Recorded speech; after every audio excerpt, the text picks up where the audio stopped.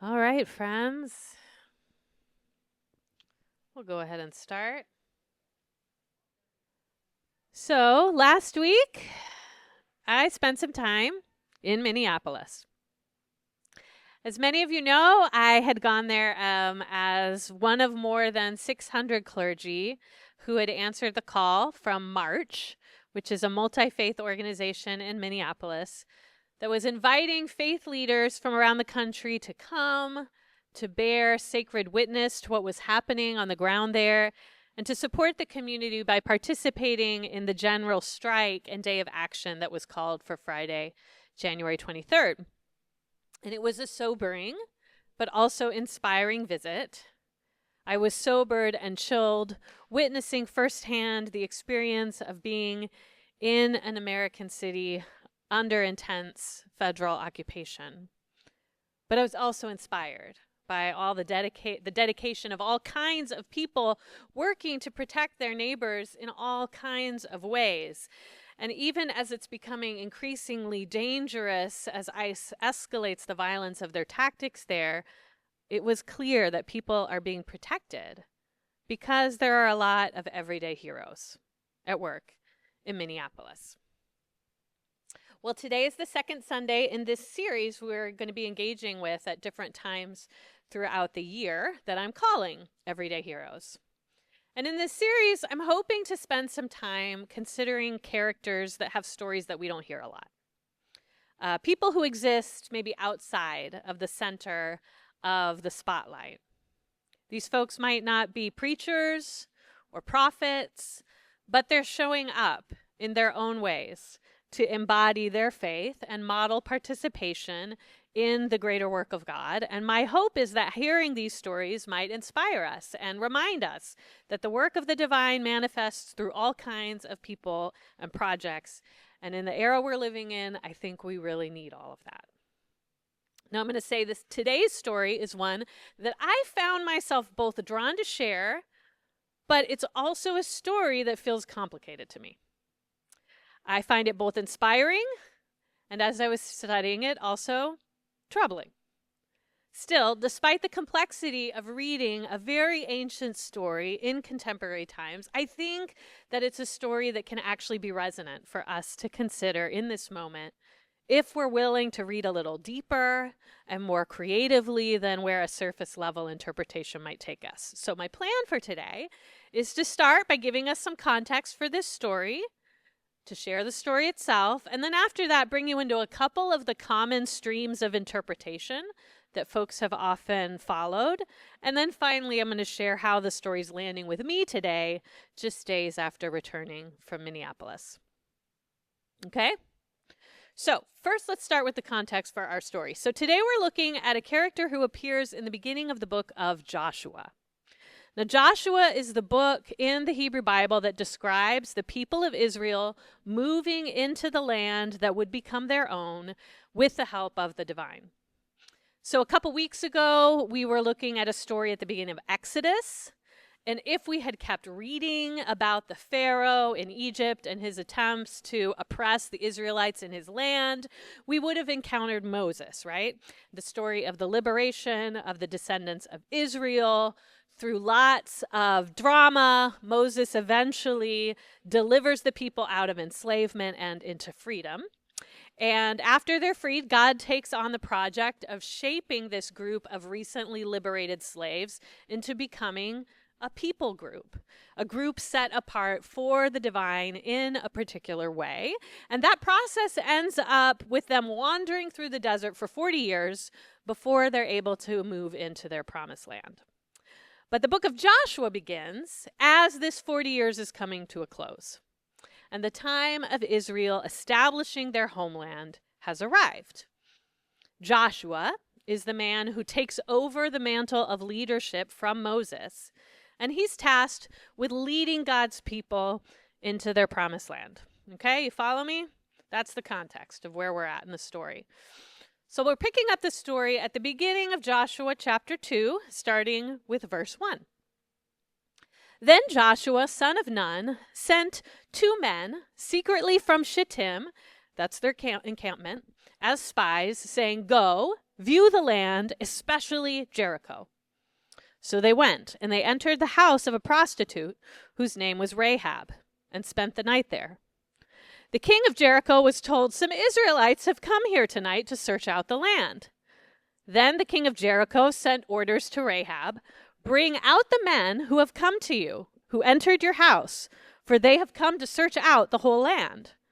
But the woman took the 2 men and hid them. And then she said, "True, the men came to me, but I did not know where they came from. And when it was time to close the gate at dark, the men went out. Where the men went, I do not know. Pursue them quickly, for you can overtake them." She had, however, brought them up to the roof and hidden them with the stalks of flax that she had laid out on the roof. So the men pursued them on the way to the Jordan as far as the fords, and as soon as the pursuers had gone out, the gate was shut. And before they went to sleep, she came up to them on the roof and said to the men, "I know that the Lord has given you the land, and that dread of you has fallen on us, and that all the inhabitants of the land melt in fear before you. For we have heard how the Lord dried up the water of the Red Sea before you when you came out of Egypt, and what you did to the 2 kings of the Amorites who were beyond the Jordan, to Sihon and Og, whom you utterly destroyed. As soon as we heard it, our hearts melted, and there was no courage left in any of us because of you. The Lord your God is indeed God in heaven above and on earth below. Now then, since I have dealt kindly with you, swear to me by the Lord that you in turn will deal kindly with my family. Give me a sign of good faith, that you will spare my father and mother, my brothers and sisters, and all who belong to them, and deliver our lives from death." The men said to her, "Our life for yours. If you do not tell this business of ours, then we will deal kindly and faithfully with you when the Lord gives us the land." Then she let them down by a rope through the window, for her house was on the outer side of the city wall, and she resided within the wall itself. She said to them, "Go toward the hill country, so that the pursuers may not come upon you. Hide yourselves there 3 days, until the pursuers have returned. Then afterwards you may go your own way." The men said to her, "We will be released from this oath that you made us swear to you if we invade this land, and you do not tie this crimson cord in the window through which you let us down. And you do not gather into your house your father, mother, brothers, all your family. If any of you go out of the doors of your house into the street, they shall be responsible for their own death. We shall be innocent. But if a hand is laid upon any who are with you in the house, we shall bear the responsibility for their death. But if you tell this business of ours, we shall be released from this oath that you made us swear to you." She said, "According to your words, so be it." She sent them away, and they departed, and then she tied the crimson cord in the window. Okay, that's our story for today. It's a spicy one, right? I mean, this is a story like right out of an action thriller. It's got intrigue with spies. It's got sex, secret insurgent plots. And yes, this stuff, if you are not aware, is in our Bible, right? So let's review the details. We've got 2 spies sent by Joshua to scout the city of Jericho. That's going to be the first city they intend to attack as they enter the land of Canaan. Now, honestly, these spies are not James Bond types, I think. They seem to not be particularly good at their jobs because the first night they're in town, they are spotted at Rahab's place, right? Now, different folks interpret this differently. There are ancient commentaries that call her an innkeeper. So maybe some people would claim that she's a prostitute who also happens to run a respectable inn, and that is what brought those men there. But I think a more reasonable interpretation is that Rahab is essentially the madame of a brothel, and these spies are there as clientele. What happens in Jericho stays in Jericho, right? Seems like to be what they think. So the Israelite spies, though, are not the only folks who frequent Rahab's establishment. Though she lives literally on the margin of society, in a home embedded in the wall of the city, Rahab clearly does business with people in pretty high places. Before long, the king himself is aware and communicating directly with her, ordering her to turn the spies that are in her care over to him. But Rahab doesn't comply, right? Instead, she hides them amidst piles of flax on a roof, sending the Jericho soldiers off in the wrong direction. Once the coast is clear, she helps the spies escape in exchange for saving herself and all of her relatives with the help of her trusty red rope. And if you're thinking it's giving Passover with the whole idea of like red and people being saved in a home, yes, good call on that. This isn't the end of Rahab's story. A few chapters later, Joshua leads his people to parade around the walls of Jericho. Maybe you've heard that story 7 times. Blow some trumpets and watch as God causes the walls of Jericho to fall. The Israelites attack. They violently conquer the city, but they honor their agreement with Rahab. All of the relatives who are gathered in her home, protected by that red rope, are saved. Later, in the biblical narrative, we find out that Rahab ended up married with a family of her own, and her son was a man named Boaz. Boaz is the wealthy landowner who finds himself impressed with a young widow from Moab named Ruth. Boaz married Ruth. The two of them became the great-grandparents of King David, according to the Christian tradition, ancestors of Jesus himself. So Rahab becomes basically the great-great-grandmother of David. All right, so before I can get into my thoughts on what wisdom this story might bring us today, I want to start by naming a couple of the most common streams of interpretation that come up when looking at Rahab's tale. And each of these, I think, illuminates some facets of the story and its history in our tradition that we should attend to, but they're also in tension with each other. So we got to hold that tension. So the most common tradition of interpretation with the longest history in both Jewish and Christian thinking is probably something along the lines of this. Rahab is a heroine and an exemplar of faith. Okay, historically in the biblical tradition, Rahab had generally been viewed pretty sympathetically. She's celebrated for her courage standing up to the king of Jericho.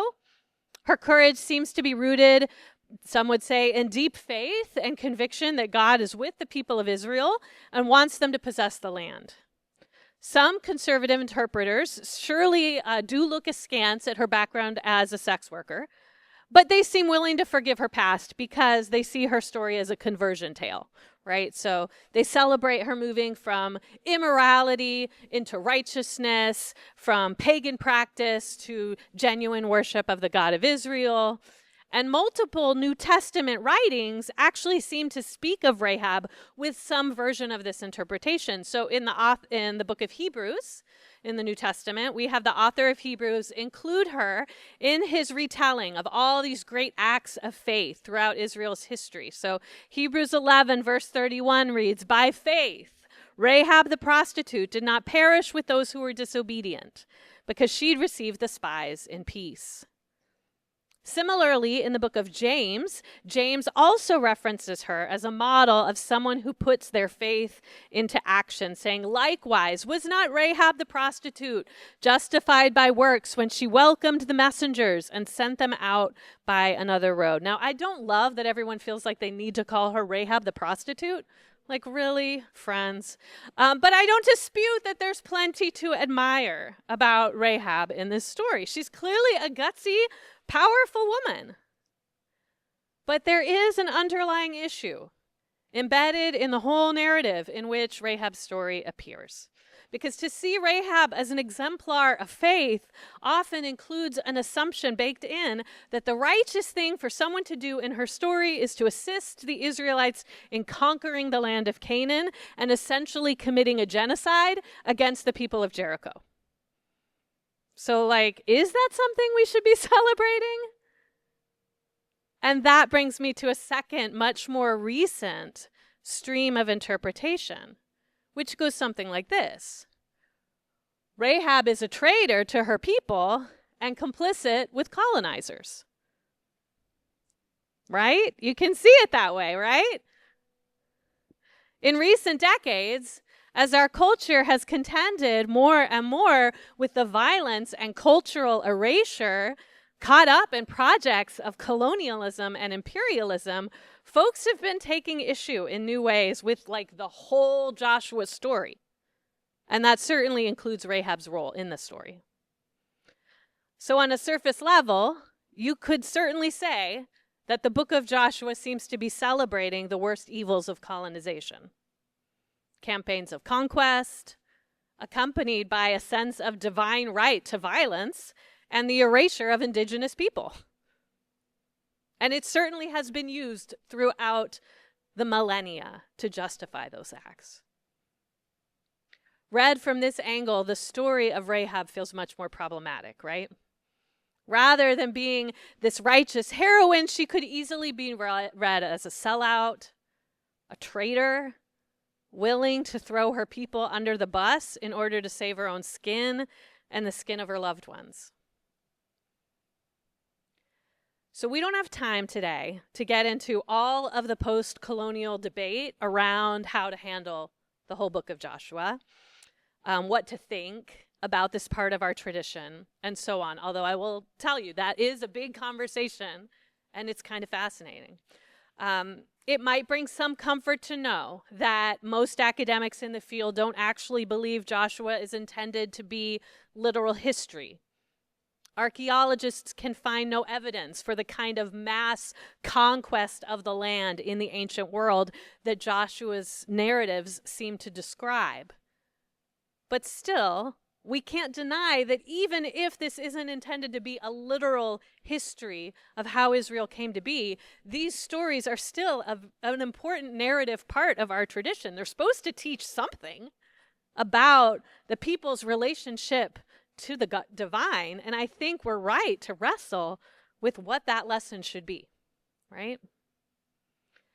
Now, I present both of these interpretations alongside each other because I think they're important for us to hold and to struggle with as we read these very ancient stories that come from a world quite different from ours, different sets of values from ours, and yet seek resonance for our own time and place.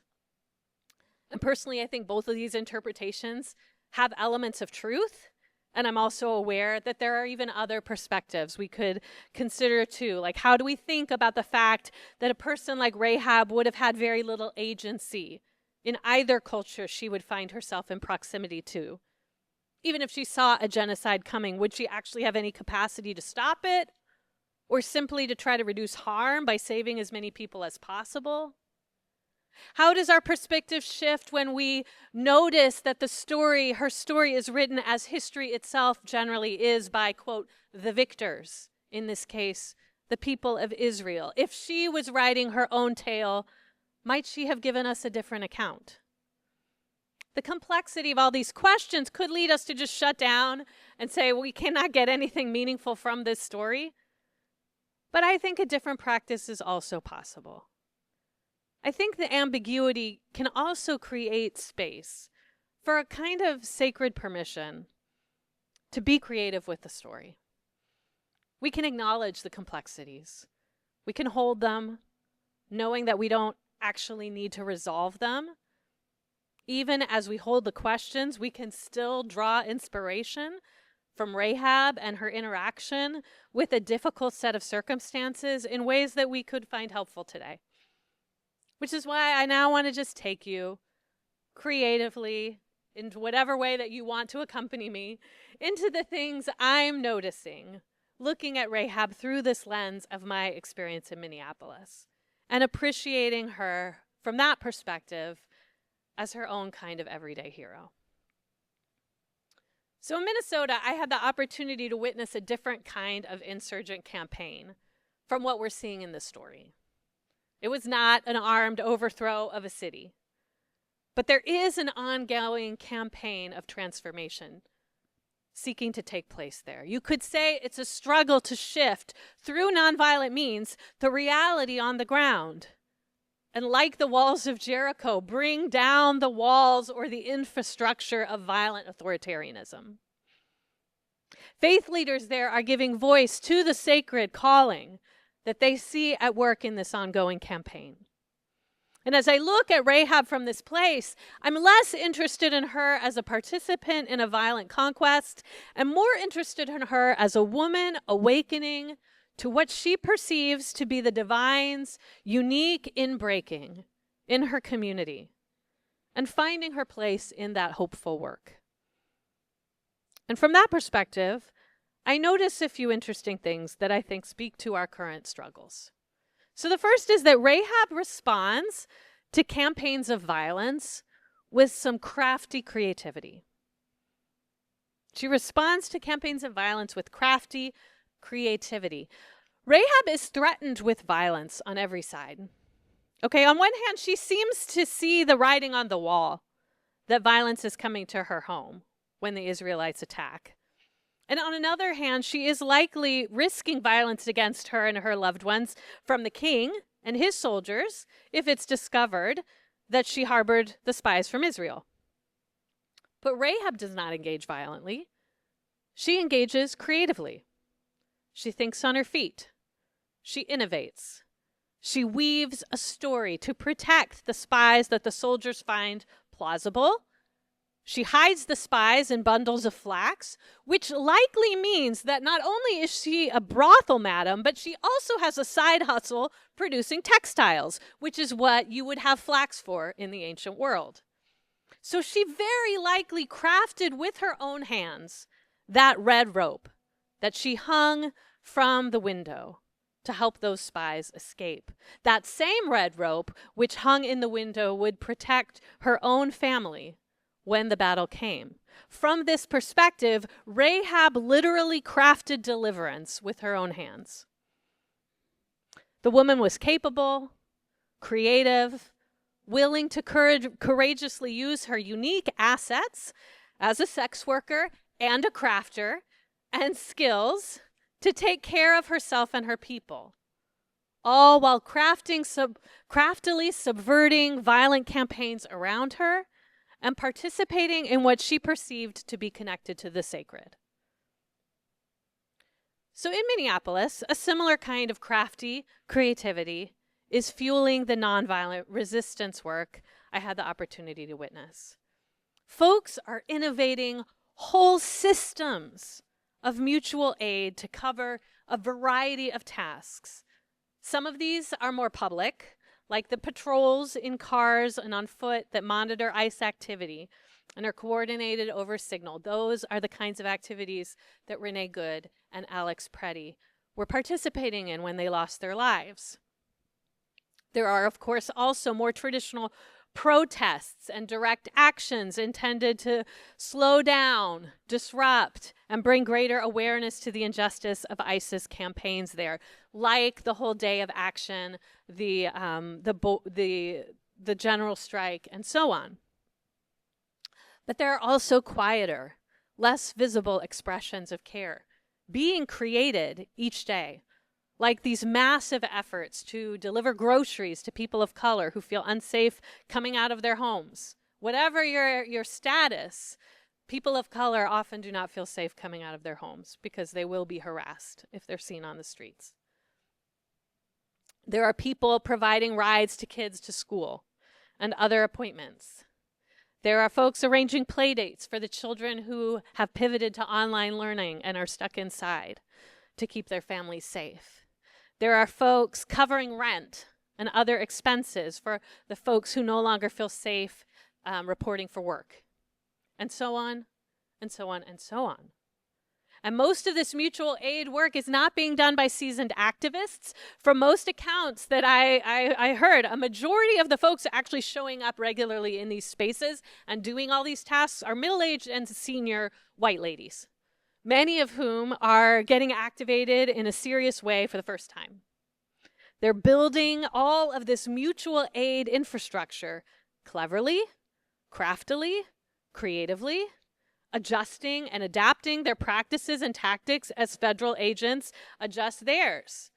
When the agents figure out what these volunteers are doing and how to try to intervene, they figure out a new workaround. We would do well to learn from their creative craftiness. As we grow in our own needs to resist, we too will need to hold flexibility and creativity along with an awareness of what unique skills we each have to bring, just as Rahab seemed to be doing in her story. So that's the first insight I notice. The next one is that Rahab is willing to make alliances with unlikely partners.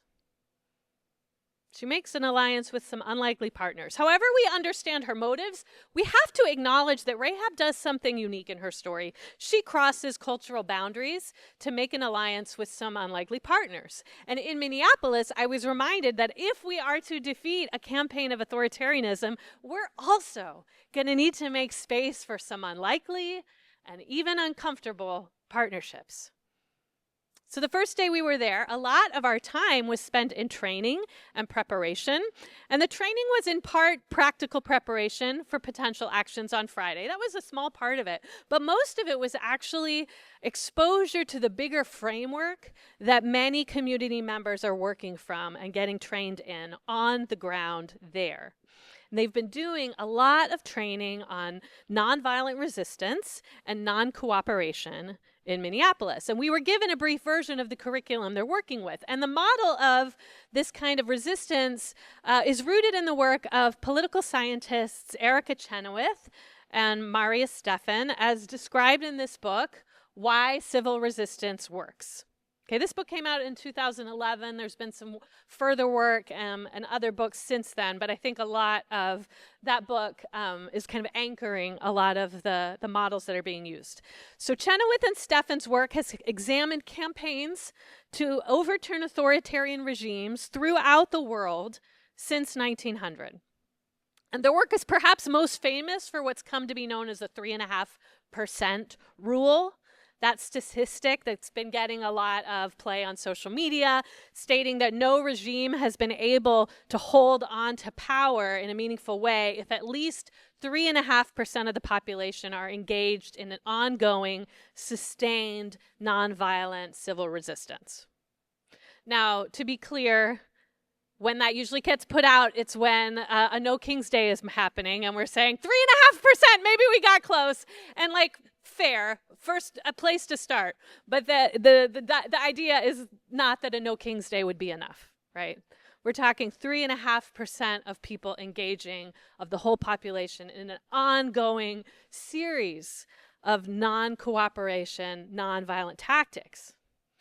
And how, as the trainers were sharing the strategies for how it happens that those campaigns eventually become successful, one point they named honestly felt particularly challenging to me to think about how it would play out in our own hyper-polarized cultural landscape. Because a key component of this nonviolent campaigns becoming successful is the capacity for the campaign to provoke and then be able to receive what they call loyalty shifts.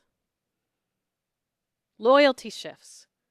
You need to have a movement that can pull substantial power players and institutions away from a regime's pillars of support and then make space for them, those people who turn against the regime, to join your movement. And in other words, you need to be willing at times to do what Rahab did and make alliances with some unlikely partners. And I got to admit that this idea makes total sense in theory. And when I think about how it would feel, it's uncomfortable. But I think we need to grow our tolerance as a collective movement for that kind of discomfort if we're going to have successful campaigns against authoritarianism. So in Minneapolis, building resilience for that kind of uncomfortable partnership is happening on multiple levels. The trainers themselves pointed to the city's enacted policy recently that local Minneapolis police, city police, would not assist in ICE operations and would only be deployed in immigration activities to protect protesters. Okay, so our trainers, this is Minneapolis, right? A place that has a history, especially in activist spaces. We had a leader who's, clearly one of the Black Lives Matter for her religious tradition facilitators across the country. She has a particular relationship to the Minneapolis PD based in history.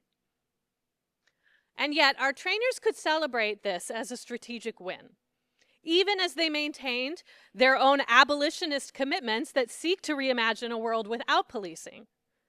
So here we had abolitionist activists who were willing to work in this very particular way with this unlikely partner of the local police for this targeted effort of bringing down authoritarianism in their city. That's an example of unlikely partnerships, right? Absorbing a loyalty shift. Other conversations I had with folks in Minnesota revealed this is but just one example of people's loyalties shifting and coming into alignment with other unlikely partners. Not everyone on the ground participating in these mutual aid efforts would call themselves progressive. I spoke to one woman who was clear that while she was never a Trump voter, she knew she disagreed with progressives on some critical issues. But for her, total political alignment wasn't what was most important. What she cared about and what encouraged her, even in the midst of disagreement, was joining with other people in her community to protect the most vulnerable people in their neighborhood and to push back on the authoritarian occupation they were all suffering from. In a similar way, I think that like those folks in Minneapolis, like Rahab, we may need to become more adept at building strategic alliances with folks who are different from us. And that doesn't mean we throw our commitments out the window or we throw vulnerable populations under the bus. But it does mean we create space that welcomes folks as they find common cause with us, even if it's only in key strategic areas. As people of faith, I also sense that we may have a particularly important role to play in movement spaces to help foster pathways to receive those whose loyalties are shifting and make room for them to join our moral campaigns. So that's the second takeaway I have from this story. Last one is this. In a world of oppression and violence, Rahab works to preserve life. Rahab finds herself in a violent situation with threats coming from multiple sides, yet none of her activities mirror the violence that surrounds her. She doesn't return violence with violence. She uses every advantage and opportunity she has to protect life. First, she protects the lives of the spies who likely would have been killed had she turned them over to the king's men. Later, she secures the lives of her entire extended family. And we don't know how many people this was, but it could have been dozens of people, maybe over 100. She names that she wants to secure the safety of every relative she has, parents, brothers, sisters, and all who belong to them, it says, which could mean spouses, children, servants. If she does run a brothel, probably the people who are working with her. Essentially, in the midst of a violent campaign of annihilation, she saved every person she could. This, too, is a model for us as we seek to grow in the work of resisting authoritarianism wherever it manifests. Because in the short term, we may not be able to dismantle the machinery of violence that is running rampant through communities like Minneapolis, but we can take practical actions to protect and preserve life. That's what those neighborhood patrols are actually about. They're not actually about directly confronting ICE agents. They're about protecting neighbors by alerting them, that's what the whistles are for, to ICE's presence and documenting ICE's activities. So we know that the narrative that Kristi Noem put out about Alex Preddy is wrong, right? The grocery deliveries are about preserving the lives of those who are most impacted by the administration's policies. And in similar ways, as people of faith, I hope we can continue to grow, not just in our advocacy about what we are against, but in lifting up and embodying what we are for, namely the protection and preservation of vulnerable people, because we follow the Jesus who told us that when we feed the hungry, we clothe the naked, we visit the detained, we are feeding, clothing, and visiting Jesus himself. Amen? So friends, it's real that our tradition has stories like this that are complicated. And that's okay, because our world is pretty complicated too. But even though it's complicated, I think if we're willing to dig deeper, reach beneath the surface, engage creatively, we find there is real wisdom in our tradition, even from stories that come from settings very different than our own. Because even across multiple millennia, there are also things that don't change that much. Resisting injustice has always required creativity and ingenuity and a willingness to adapt. Building enduring sources of power has always meant finding places of shared alignment and common values, even across difference. And finally, the truly moral answer to violence has never been more violence, but the honoring and preserving of life. We ultimately follow the one who embodied nonviolent resistance and called his followers into it, encouraging them to turn the other cheek rather than strike their neighbor, to put down their stones and examine their own hearts, and even when violently confronted by the state himself, to lay down the sword and offer healing instead of hurt. So may we draw courage from Jesus, the nonviolent resistor. May we draw empowerment from the divine creator who made each and every human in the divine image and sees each of us as a child of God. And may we continue to be inspired by the everyday heroes like Rahab, like our friends in Minneapolis, as we continue the work of liberation. Amen. Let me pray for us, and then we'll move into conversation. Holy Spirit, we're grateful for all of the ways that people have, throughout history, creatively resisted violence and oppression. And we know that we need that spirit of creativity to continue to birth and iterate today. And so we call upon our divine creator, who our tradition teaches us has made each of us in their image and empowers us by the divine spirit to work with collaboratively in co-creating the world we live in. We call upon your spirit to be co-creating in us and with us and in the new partnerships we form to birth, to midwife, more liberation in our world. Would you show us what that looks like today? Would you invite each of us into our own work as a kind of everyday hero in the work that ultimately we pray you are doing? Amen. All right, so here's what we're going to chat about for about 10 minutes. First prompt: what inspires you in Rahab's story, or what challenges you? It's okay. So we're gonna, if you're new here, you don't know, we're gonna move into small group conversations of like four to six people for about 10 minutes. And then you can talk about these prompts if you would like, and you also may just listen if you would prefer not to talk. Either way is fine. So what inspires you, or where have you seen examples of crafty creativity in resistance work? Or finally, what would be needed to create space for unlikely alliances in the movement against injustice and authoritarianism today? And what role do you think people of faith might play in that? Does that make sense? What do you think, to just clarify, because I'm seeing quizzical look. You read it? You can read it? All right. I'll just repeat it one more time. What would be needed to create space for unlikely alliances in the movement against injustice and authoritarianism today? And what role might people of faith play?